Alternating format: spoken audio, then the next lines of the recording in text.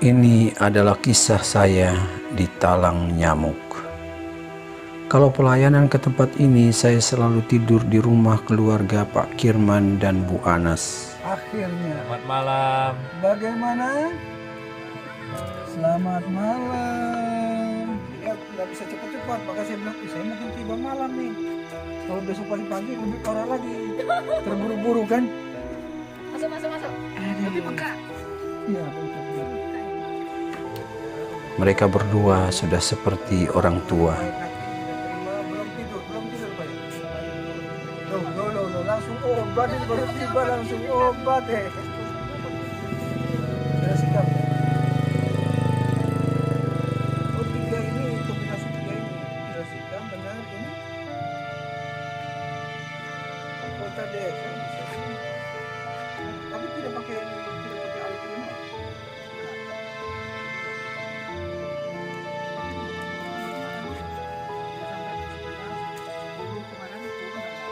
Ini kan kombinasi tiga ini kan satu kali lain.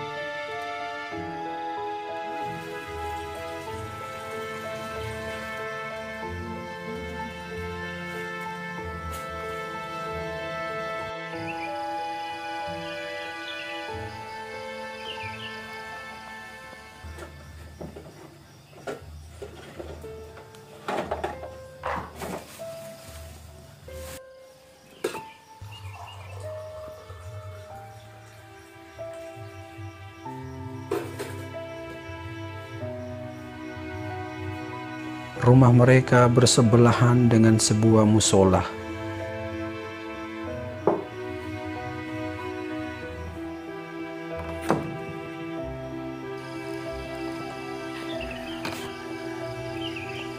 Entah mengapa, sejak hari pertama tidur di rumah ini, saya sangat terkesima dengan bunyi azan subuh di musola itu. Suaranya sangat indah dan merdu. Saya selalu terbangun dan duduk sebentar di kursi depan rumah, lalu menikmati suara azan yang saya dengar.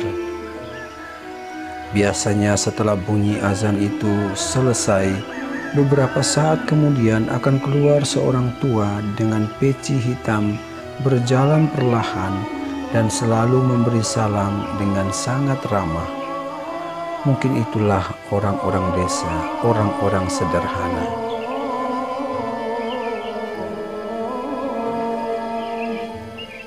Saya teringat dulu sewaktu kecil, Bapak selalu membangunkan kami untuk berdoa bersamaan dengan bunyi azan.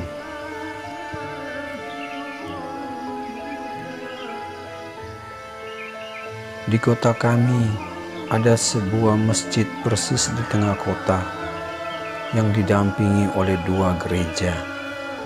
Nah, banyak kegiatan-kegiatan keagamaan apa saja, pemerintah selalu terlibat. Contoh. Nah, contoh misalnya kita beberapa yang lalu Ini kita bicara misalnya untuk agama Protestan misalnya. Iya, kita di sini kan mayoritas Katolik nih. Iya. Apakah pemerintah juga terlibat dalam kegiatan saudara-saudara kita yang minoritas, karena memang dari segi kuantitas minoritas. Pemerintah juga memperhatikan kegiatan mereka. Kegiatan keagamaan misalnya MTQ. Saudara-saudara Muslim. Dan Muslim. Pemerintah yang tackle semua, pemerintah yang urus semua. Dan kita buat besar-besar di lapangan Kartini. MTQ tingkat Nusa Tenggara Timur. Oh, memang pernah terjadi di sini. Dari sini. Dan itu semua dibiayai oleh pemerintah daerah. Juga saudara kita yang sini kebetulan baik di tingkat MTQ tingkat provinsi, lalu juga ada yang mendapat kejuaraan harus ikut MTQ tingkat nasional. Biaya mereka, biaya pergi pulang, akomodasi dan lain sebagainya, pemerintah yang biayai. Lalu juga ada kegiatan-kegiatan yang memang mereka biasanya ada kepanitiaan. Ya. Contoh yang lalu ada sidang klasis saudara kita dari Protestan. Mereka minta bupati sebagai ketua. Jadi Bapak pernah sempat menjadi ketua? Jadi ketua sidang klasis. Tapi tidak itu saja. Kita juga membantu mereka aspek pembiayaan.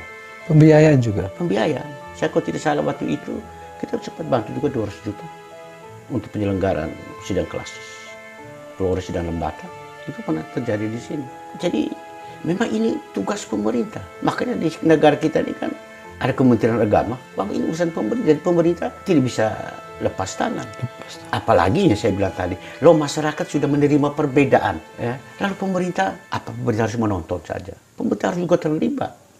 Pemerintah harus mengambil peran dengan tugas pokok fungsinya mereka. Mereka harus terlibat. Oleh karena itu memang dengan pikiran-pikiran tadi, ada saudara kita Muslim, masjid, bangun masjid. Tapi mereka berapa sih jumlah umat? Saudara kita yang dari Kristen Protestan, Katolik kita bisa lihat. Setiap tahun itu hampir dana 10 miliar yang kita alokasikan di sini bersama DPR untuk kita bantu. Untuk semua agama ini? Semua agama. Terakhir sebelum saya mengakhiri masa jabatan itu, saya ingat kita bantu masjid 500 juta di Amerika, lagi sementara bangun, belum selesai. Kemudian di Maubaba juga demikian, kita bantu 500 juta. Lalu gereja Protestan yang ada di Amerika, pokoknya kita memberi bantuan prinsip di mana yang sudah ada perencanaan pembangunan, itulah pemerintah akan terlibat.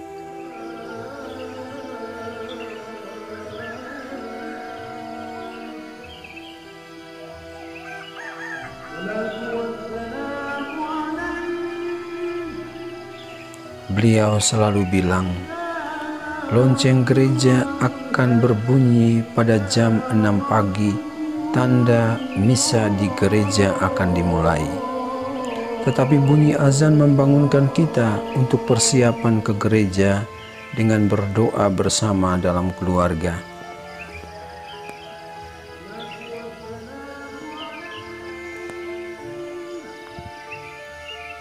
Di rumah kami ada kapela kecil yang dipakai untuk doa keluarga setiap jam 5 pagi dan 8 malam.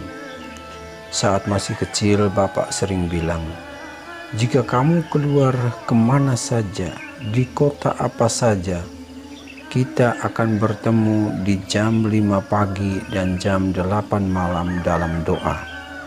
Karena doa itu menembus ruang yang membuat kita tak berjarak, baik dengan Tuhan maupun antara kita.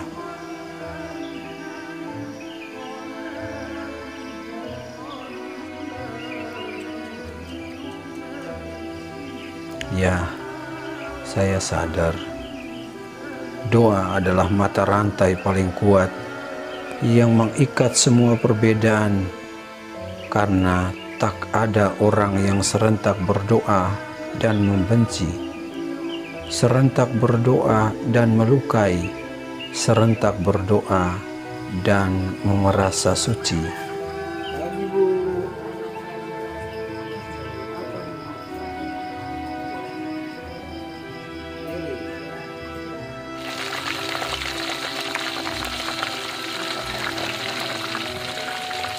Ya.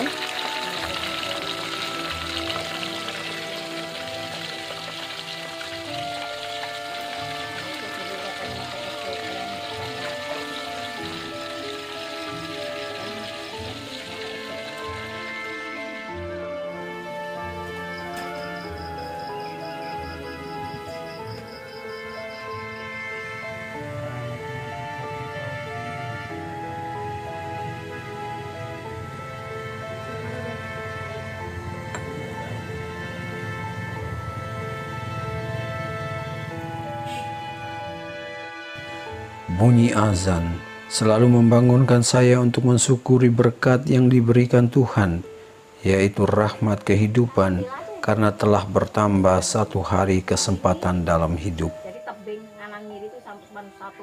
Tuhanlah yang menegakkan